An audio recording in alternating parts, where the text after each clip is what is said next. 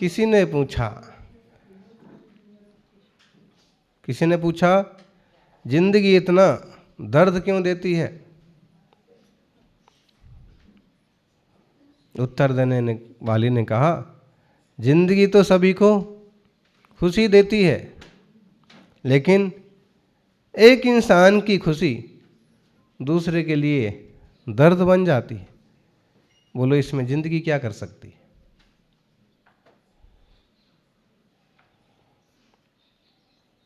जब तक इस तरह की विभाव बुद्धि है, विकार बुद्धि है, तब तक कौन आपको सुखी कर सकता है?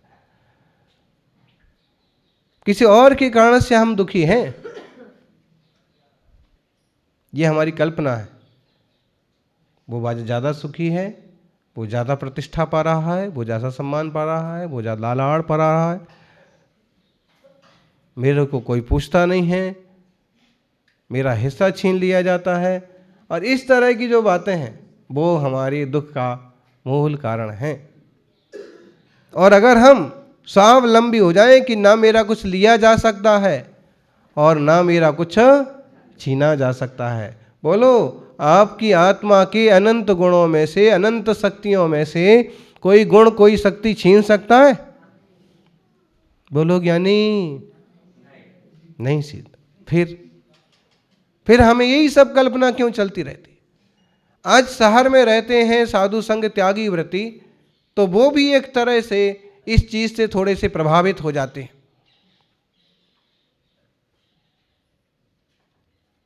ग्रस्त तो होते ही हैं, और वो भी अपने लगभग समान वर्ती से। ये गांव का है, हमारे गांव का है, ये ज़्यादा तरक्की नहीं करना चाहिए, हमारा गांव में सबसे पहले हमारा नाम आना चाहिए, अध्यक्ष में रहना चाहिए। वो प्रधानमंत्री से स्पर्धा नहीं करेगा कि जो प्रधानमंत्री बने हैं तो मैं भी बनूंगा। वो अपने गांव के सरपंच से, अध्यक्ष से, बराबर की लगभग आदमी से ही ऐसे करेगा और दुखी होता रहेगा, क्योंकि उसका एक दायरा बन गया है। उस दायरे में अपने आप को कुछ बड़ा दिखाना चाहता है। ऐसे ही कई बार त्यागी व्रतियों में भी हो सकता है कि किसी दायरे में बंधे हुए हैं और दायरे को लेकर के हमेशा जरूरत से ज्यादा पजे से हो जाते हैं और दुखी हो जाते हैं।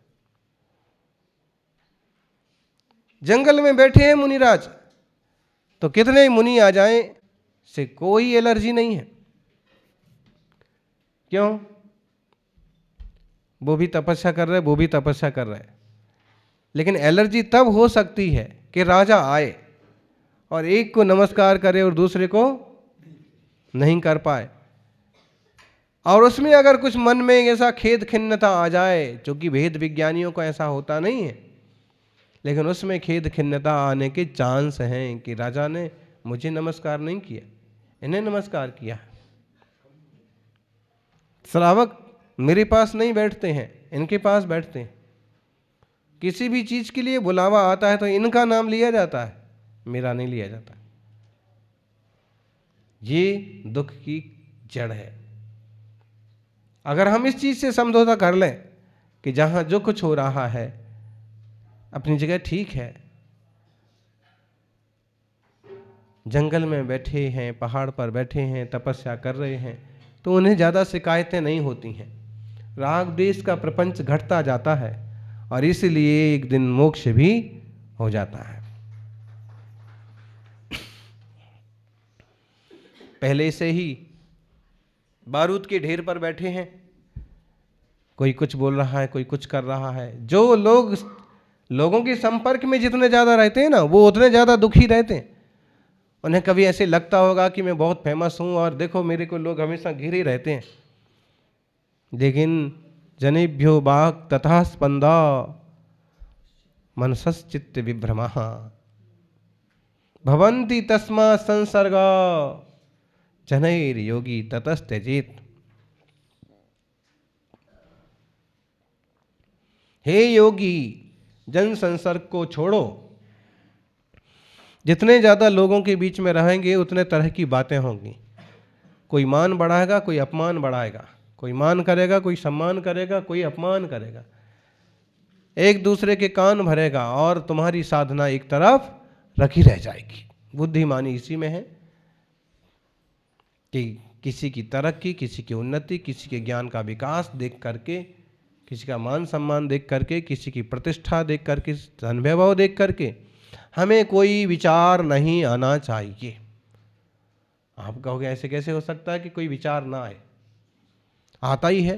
रोज रोज उन्हीं का प्रवचन होता रहे, रोज रोज उन्हीं का सम्मान होता रहे, रोज रोज वो ही गाते रहे, एक दिन तो हमको भी लगता है।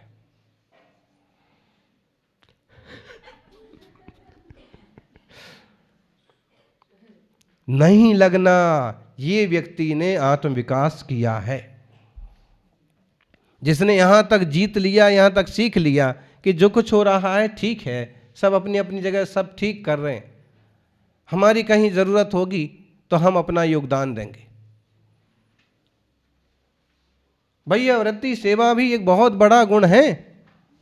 जरूरी नहीं है कि हम प्रवचन करें, ये भी बहुत बड़ी बात है कि हम वृद्ध साधकों की भैयावृत्ति करें। किसी का कोई काय क्लेश हो रहा है तो उसमें हम उनके कष्ट को, दुख को मिटाने का प्रयास करें। असर तो पड़ता है, ठंड के कारण से अगर किसी का शरीर अकड़ गया है और आपके गर्म हाथ हैं और आप उस पर अच्छे से हाथ फेर देते हैं तो तुरंत 2-5 मिनट में उसको रिलीफ हो जाता है कि हाँ दुखना बंद हो गया, ठीक हो गया, अकड़ मिट गई है। ये भी एक बहुत बड़ी बात है। बस ये बात है कि कुछ चीज़ें ऐसी होती हैं जो फोकस में आती हैं, लोगों के सामने दिखती हैं, और कुछ चीज़ें ऐसी होती हैं कि जो सबको दिखती नहीं हैं लेकिन होती ज़रूर है। ये इस टाइप की चीज़ है कि एक तो बोल बोल करके दान देना और एक गुप्त दान देना। तो प्रवचन या बाह्य प्रभावना के लिए पुरुषार्थ अकेले करना, वो तो समझ लीजिए कि प्रदर्शन का दान है, और जो गुप्त भैयावृत्ति आदि करना वो समझ लीजिए गुप्त दान है। दान तो नहीं है लेकिन उससे हम इस टाइप से अगर गिने तो उसमें भी बहुत बड़ा फल मिलता है। नंदीसेन मुनिराज की कथा आती है भैयावृत्ति के मामले में कि बहुत बड़े वो व्याख्याकार तो नहीं थे, बहुत बड़े प्रवचनकार भी नहीं थे, और बहुत निचली अवस्था से वो सन्यास के क्षेत्र में आए थे, आत्महत्या करने जा रहे थे, वो तभी किन्हीं मुनिराज का संयोग मिल गया। आत्महत्या का भी उनका अपना कारण था कि बड़ा अपमान होता था, शरीर से दुर्गंध आती थी, खाने पीने के प्रबंध नहीं होते थे। तो जब आत्महत्या करने के लिए गए तो मुनिराज ने टोका कि क्या करता है, पहाड़ से क्यों कूदने की जुगत कर रहा है। तो उसने अपनी बात बताई। फिर मुनिराज गुरु के पास लेके गए, गुरु ने संबोधित किया, उन्होंने संयम लिया। संयम के बाद अपने आप को केवल भैयावृत्ति में झोंक दिया।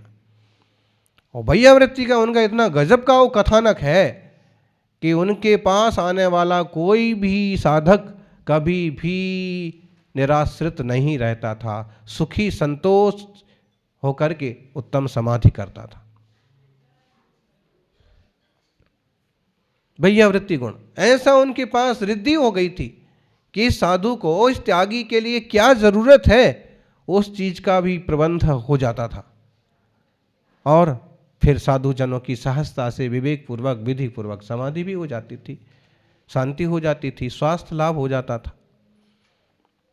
और कहते हैं वही जीव भैयावृत्ति प्रेमी भी था और कठिन तपस्वी भी था। खुद लंबे लंबे उपवास करते थे लेकिन भैयावृत्ति के लिए हमेशा सावधान। और वह जीव मरण करके क्या बने मालूम है?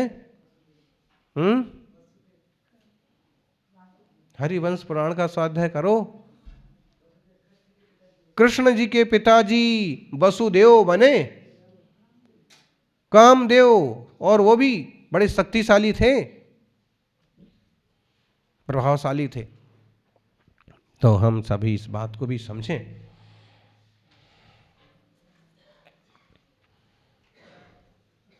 हमेशा सहज रहने का प्रयास करें।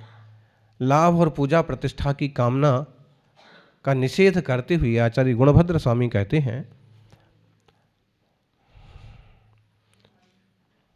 अधीत्य सकलं श्रुतं चिरमुपास्य घोरं तपो यदीक्षसि फलं तयोर्हि लाभपूजादिकं छिनत्सि सुतपस्तरो प्रसवमेव शून्याशयः कथं समुपलप्स्यसे सुरसमस्य पक्वं फलम्।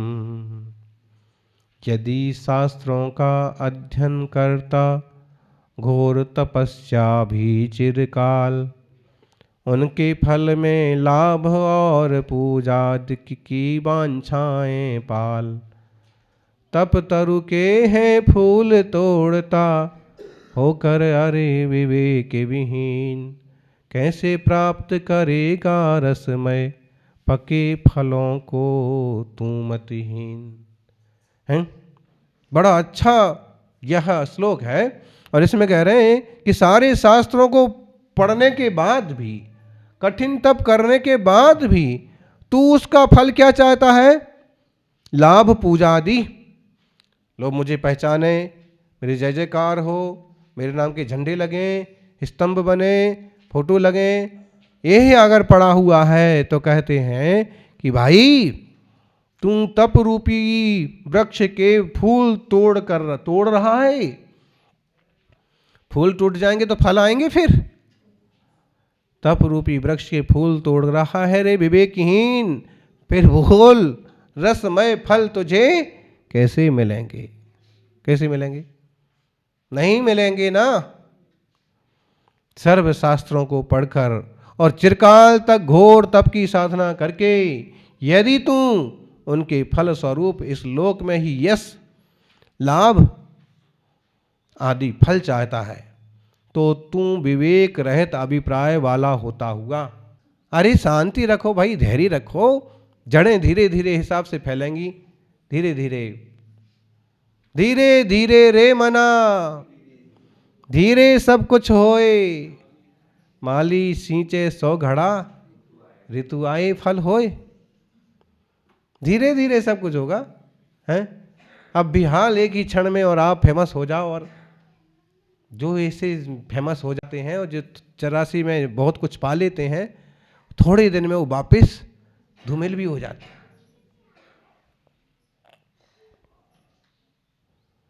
जब उसकी कमाई की पोल खुलती है और जब उसके नाम के कमाने के तरीके की पोल खुलती है, हैं? यूं चमत्कार दिखा दिया, लो केसर की बरसात हो जाएगी। फिजूल के काम नहीं करना, सहज साधना करना, सहज धर्म आराधना करना। फिर पहले जब तूने साधना का बीज लगाया है तो ये वृक्ष बनेगा, इस पर फूल आएंगे, इस पर धर्म ध्यान के, इस पर छोटी छोटी प्रभावना के फूल आएंगे, और कभी तीर्थंकर जैसी विभूति, चक्रवर्ती जैसी विभूति प्राप्त करने का भी योग बन सकेगा। लेकिन ये सब कल्पना तू मत कर। महानता पाल लेना, महंतता पा लेना, बड़ाई पा लेना, ये कोई मार्ग नहीं है। तप और श्रुत का वास्तविक फल क्या है वो भी यहां पर कहा है। तथा तथा तथा श्रुतमधीस्व सस्वदेह लोके पंक्तिम विना शरीरमपि शोषय प्रथित काय संक्लेश नहीं। कसाय विष यद्विषो विजयसे यथा दुर्जयान समम ही फल मामनन्ति मुनयस्तपः शास्त्रयोः। तप का और श्रुत ज्ञान का वास्तविक फल क्या है? वे गुरुदेव कहते हैं, करो निरंतर श्रुताभ्यास तुम लोक प्रतिष्ठा से निरपेक्ष। करो देह का शोषण भी धारण करके तुम काय क्लेश।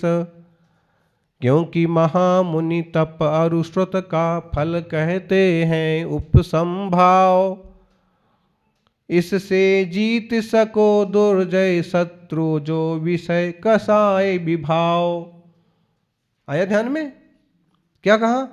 हे भाई, हे भव्य, तू लोक की पद्धति से अलग हट करके, जैसे लोक में करते हैं लोग दिखावा टाइप का, वैसा मत कर, अपितु लोगों से हट करके ऐसा शास्त्राभ्यास कर और ऐसा कठिन काय क्लेश आदि तप कर कि जिससे शरीर भी सूख जाए। इससे तू दुर्जय विषय कषाय रूपी शत्रुओं को जीत लेगा। निरंतर शास्त्राभ्यास करते हैं, निरंतर तप करते हैं तो विषय कषाय शत्रुओं को तू जीत लेगा। और ऐसा करने से ही तुझे उपशम भाव की प्राप्ति होगी। और शास्त्राभ्यास और तप का फल उपशम भाव ही है। कौन सा भाव? उपशम भाव। साधना के क्षेत्र में जो उतरे हैं, जिन्हें जीवन में शांति चाहिए है, उन्हें इस शब्द को भाव सहित जीवन में उतारना होगा। उपशम भाव। उपशम भाव का मतलब होता है कषाय और विषय वासनाओं की अत्यंत शांति। कुछ भी घटना घट जाए तो क्रोध मान माया लोभ नहीं उभरता। उपशम भाव। कैसे भी अच्छे संयोग खोटे संयोग मिल जाए तो वासनाएं नहीं उभरती। उपशम भाव।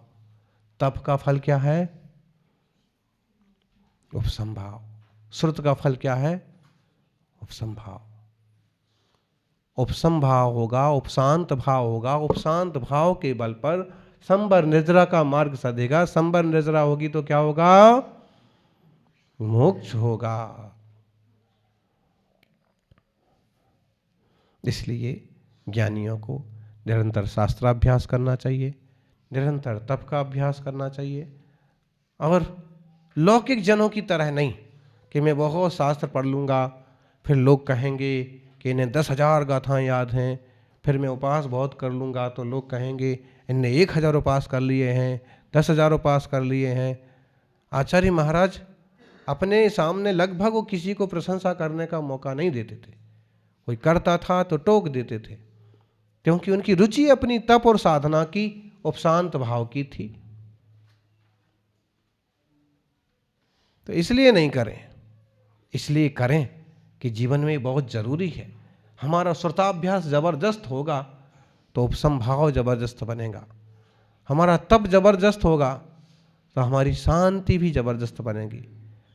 और आम लोगों से हट करके हम अपनी साधना को आयाम देंगे, सहज शांत साधना करेंगे तो सिद्धि की उपलब्धि जरूर होगी। जय बोलिए 24 तीर्थंकर भगवान की।